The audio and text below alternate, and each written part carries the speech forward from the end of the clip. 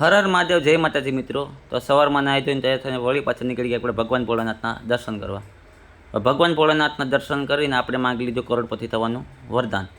વરદાન માગ્યા બાદ આપણે સીધા નીકળી ગયા ઉના જવા માટે, જ્યાં આપણે બ્લડ ડોનેશન કરવા જવાનું હતું. તો ગાડી લઈને સીધા આપણે નીકળ્યા ઉના. ત્યાં પરબતભાઈની દુકાને મુલાકાત કરી અને સીધા નીકળી ગયા ઉના, જ્યાં આપણે બાયપાસ ઉપરથી લેવાના હતા ભાઈને જે બ્લડ ડોનેશન કરવાના હતા. અને રસ્તામાં પેટ્રોલ પુરાવી અને સીધા નીકળી ગયા ઉના. ત્યાં ત્યાં રસ્તામાં કોઈ સાઈડમાં પંખો નાખ્યો હતો. લાંબા પોળી કરના અને વાહર ખાતો ખાતો સીધો ઉના આવેલા.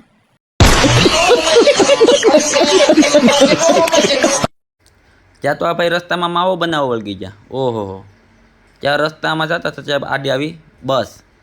આમ સાનો મનો સાઈડ કાપીને વળ્યા જાની. પછી આપણે બસની સાઈડ લઈને સીધા આવી ગયા બ્લડ બેંકે, જ્યાં આપણે આ ભાઈનું ફોર્મ ભરી અને સીધા સુવડાવી દીધા બ્લડ દેવા માટે.